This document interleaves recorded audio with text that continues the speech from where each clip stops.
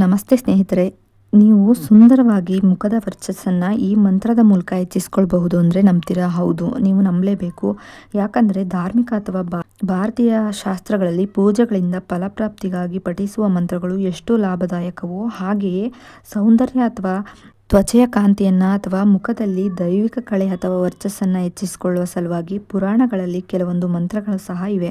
ಈ ಮಂತ್ರದ ಪಠಣೆಯಿಂದ ನಿಮ್ಮ ತ್ವಚೆಯು ಹೊಳೆಯುತ್ತೆ ಎಂದರೆ ಯಾಕೆ ಆ ಮಂತ್ರವನ್ನು ನೀವು ಪಠಿಸಬಾರ್ದು ಅಲ್ವಾ?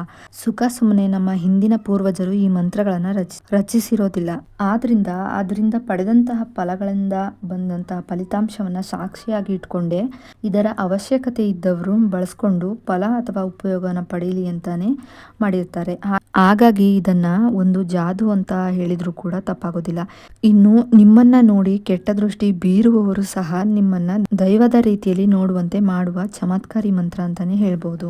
ಕೆಲವರಿಗೆ ವಿಪರೀತ ಕಣ್ಣಿನ ದೃಷ್ಟಿ ದೋಷ ಆಗ್ತಾನೆ ಇರುತ್ತೆ. ಅಂಥವರು ಸಹ ಈ ಮಂತ್ರವನ್ನು ಪಠಿಸೋದ್ರಿಂದ ಅವರ ಮೇಲೆ ಆಗುವ ದೃಷ್ಟಿ ದೋಷ ಸಮಸ್ಯೆಗಳು ನಿವಾರಣೆ ಆಗುತ್ತೆ.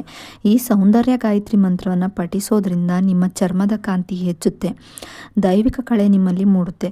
ಕೆಟ್ಟ ಭಾವನೆಯಿಂದ ವ್ಯಕ್ತಿಗಳು ನಿಮ್ಮ ಬಳಿ ಬಂದರೆ ಅವರು ತಾನಾಗಿಯೇ ಗೌರವ ಕೊಟ್ಟು ನಿಮ್ಮಿಂದ ದೂರ ಸರಿತಾರೆ. ಹಾಗೂ ನಿಮ್ಮ ಕಣ್ಣುಗಳ ಹೊಳಪು ಸಹ ಹೆಚ್ಚಾಗುತ್ತೆ. ಅಷ್ಟೇ ಅಲ್ಲದೆ ನಿಮ್ಮಲ್ಲಿ ಧನಾತ್ಮಕತೆಯನ್ನು ಹೆಚ್ಚು ಮಾಡುತ್ತೆ. ಸೌಂದರ್ಯವನ್ನು ಹೆಚ್ಚಿಸಿಕೊಳ್ಳೋ ಆಸೆ ಯಾರಿಗಿರಲ್ಲ ಹೇಳಿ? ಅಂಥವರು ಪ್ರತಿದಿನ ಈ ಮಂತ್ರವನ್ನು ಪಠಿಸಿ.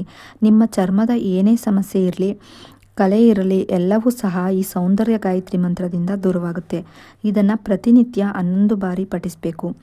ಇದನ್ನು ಸೋಮವಾರದಿಂದ ಈ ಮಂತ್ರವನ್ನು ಪಠಣೆ ಮಾಡೋಕ್ಕೆ ಪ್ರಾರಂಭಿಸಬಹುದು.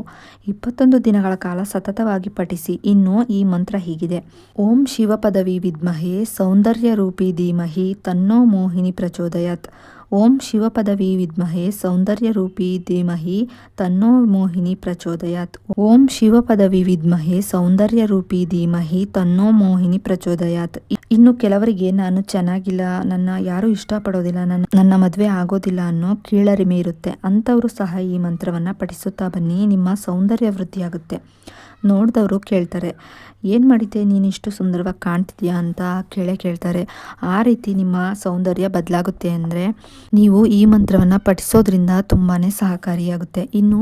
ಇನ್ನಷ್ಟು ಇಂತಹ ಮಾಹಿತಿಗಳನ್ನು ನೀವು ಪಡ್ಕೊಬೇಕು ಅನ್ನೋದಾದರೆ ನನ್ನ ಈ ಗೀತಾಜಿ ವ್ಲಾಗ್ಸ್ ಚಾನಲ್ನ ಸಬ್ಸ್ಕ್ರೈಬ್ ಮಾಡ್ಕೊಳ್ಳಿ. ಹೊಸದಾಗಿ ವಿಡಿಯೋ ನೋಡೋರು ಸಬ್ಸ್ಕ್ರೈಬ್ ಮಾಡಿಕೊಂಡು ವಿಡಿಯೋನ ನೋಡಿ. ಸಬ್ಸ್ಕ್ರೈಬ್ ಪಕ್ಕ ಬೆಲ್ಲೈಕನ್ ಬಟನ್ ಇರುತ್ತೆ, ಅಲ್ಲಿ ಆಲ್ ಆಪ್ಷನ್ ಮೇಲೆ ಕ್ಲಿಕ್ ಮಾಡಿದ್ರೆ ನಾನು ಯಾವುದೇ ರೀತಿಯ ಹೊಸದಾಗಿ ವಿಡಿಯೋ ಮಾಡಿ ಅಪ್ಲೋಡ್ ಮಾಡಿದ್ರು ಕೂಡ ನಿಮಗೆ ನೋಟಿಫಿಕೇಶನ್ ಮೂಲಕ ಮೊದಲು ಬಂದು ತಲುಪುತ್ತೆ. ಆಗ ನೀವು ನನ್ನ ವಿಡಿಯೋನ ಮಿಸ್ ಮಾಡದೆ ನೋಡಬಹುದು. ವಿಡಿಯೋ ನೋಡಿದ್ದಕ್ಕಾಗಿ ಥ್ಯಾಂಕ್ ಯು ಫಾರ್ ವಾಚಿಂಗ್.